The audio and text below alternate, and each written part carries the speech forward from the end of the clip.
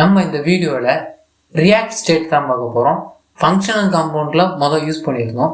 இப்போ கிளாஸ் காம்பவுண்டில் எப்படி யூஸ் பண்ணுறதை நம்ம பார்க்க போகிறோம். வாங்க வீடியோக்குள்ளே போகலாம். ஸோ போன வீடியோவில் ஃபங்க்ஷன் காம்பவுண்டில் எப்படி யூஸ் பண்ணுறதுன்னு பார்த்தோம். இப்போ நமக்கு தேவையில்லை bike.js எடுத்துக்குவோம். ஸோ நம்ம ஃபுல்லாக erase பண்ணிக்குவோம், தேவையில்லை. நம்ம கிளாஸ் காம்பவுண்டை அப்படியே ஒரு டெம்ப்ளேட்டாக எடுத்துகிட்டு வந்திருக்கோம். RCC அப்படின்னு டைப் பண்ணாலே போது என்ட்ரு கொடுத்தோம், எடுத்து காம்பவுண்ட் எடுத்துகிட்டு வந்துருப்போம். இங்கே சேவ் பிரச்சனைட்டு ஓகே, இப்போ தான் இம்போர்ட் ஆகிருக்கு, அதனால தான் எரர் அடிச்சுட்டு இருந்துருக்கு. ஓகே, ஒன்றும் பிரச்சனை இல்லை. இப்போ நம்ம போன இதில் பண்ண அந்த ஆட் டு கார்ட் இருக்குது பார்த்தீங்களா, அதான் நம்ம ஃபங்க்ஷனல் காம்பவுண்டில் பண்ணோம். இங்கே எப்படி பண்ணுறதுன்னு தான் பார்க்க போகிறோம். ஸோ அதே ஏற்ற மாதிரி 2 பட்டனு ஒரு டெக்ஸ்ட் காம்பவுண்ட் தேவை. இங்கே வந்து மைனஸ் சிம்பிள் கொடுத்துக்கலாம், இங்கே ப்ளஸ் சிம்பிள் கொடுத்துக்கலாம். ஸோ இப்போ இப்போதைக்கு 0ன்னு கொடுத்துக்கலாம். இப்போ அவுட்புட்டு பார்த்துருவோம். ஸோ வந்துருச்சு. இந்த ஆக்ஷன் பெர்ஃபார்ம் பண்ணல போன இது மாதிரி நம்ம தான் ஆன் கிளிக் ஈவெண்ட் கொடுத்து என்ன பெர்ஃபார்ம் பண்ணணுமோ கொடுக்க போகிறோம். ஸோ டக்குன்னு பார்த்துருவோம். அதுக்கு முன்னாடி யூஸ் ஸ்டேட் கிரியேட் பண்ணி செக் பண்ணி பார்த்துக்குவோம். யாரும் சப்ஸ்கிரைப் பண்ணாமல் பார்த்தா சப்ஸ்கிரைப் பண்ணிடுங்க. இப்போ இங்கே நம்ம ஸ்டேட் எப்படி கிரியேட் பண்ணுறதுன்னு பார்க்க போகிறோம். அதுக்கு முன்னாடி கிளாஸில் நார்மலாக கன்ஸ்ட்ரக்டர் அப்படின்னு ஒன்று உண்டு. அது என்ன பண்ணுன்னா ஆப்ஜெக்ட் இனிஷியலைஸ் ஆகும்போது என்னென்ன பண்ணுன்ட்டு இதில் தான் எழுதி வச்சுருப்பாங்க. ஸோ நம்ம இந்த கிளாஸ் இனிஷியலைஸ் ஆகும்போது இந்த கன்ஸ்ட்ரக்டர் கால் ஆகும். இப்போ நம்ம சூப்பர் அப்படின்னு ஒரு கீவேர்டை கால் பண்ணி ஆகணும். இந்த சூப்பர் எதுக்கு கால் பண்ணுறோன்னா, இந்த பைக்குங்கிற கிளாஸோட எந்த காம்போனன்ட் எக்ஸ்டெண்ட் ஆகிருக்கு, ரியாக்ட் காம்போனன்ட் எக்ஸ்டெண்ட் ஆகிருக்கு. அப்போ அந்த சூப்பருங்கிறது ரியாக்ட் காம்போனண்ட்டில் போய் அங்கே உள்ள கன்ஸ்ட்ரக்டர் இங்கே ரன் ஆகும். ஸோ அதனால வந்து இந்த சூப்பருங்கிறது யூஸ் பண்ணுறோம்.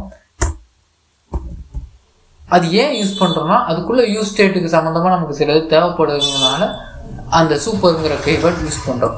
நெக்ஸ்ட் இப்போ ஸ்டேட்டை உருவாக்குவோம். This dot state equal to எப்பயும் போல கவுண்ட். இங்கே நம்ம 0ன்னு செட் பண்ணிடுவோம். அதே மாதிரி தான் நம்ம இங்கே திஸ்ஸுங்கிற ஒரு கீவேர்டு மட்டும் யூஸ் பண்ணணும். திஸ் டாட் ஸ்டேட் ஒரே நேம் தான். கவுண்ட் அப்படின்னா நம்ம வேரியபிள் நேம். ஸோ இதோட வேரியபிளோட வேல்யூ. So that's all. இப்போ நம்ம இங்கே போட்டாச்சு. இப்போ நம்ம இந்த இடத்துல கவுண்ட்டுங்கிற இடத்துல செக் பண்ணி பார்த்துருவோம்.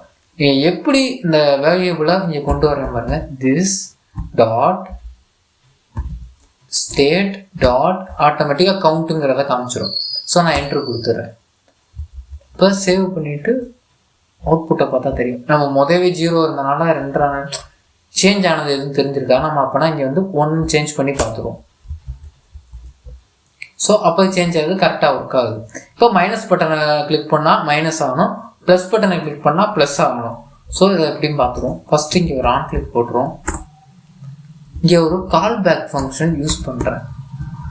இங்கே என்ன பண்ணுறேன்னா, this dot set state of, அதுக்குள்ள ஒரு கர்லி பிரேசஸ் போட்டு கவுண்ட்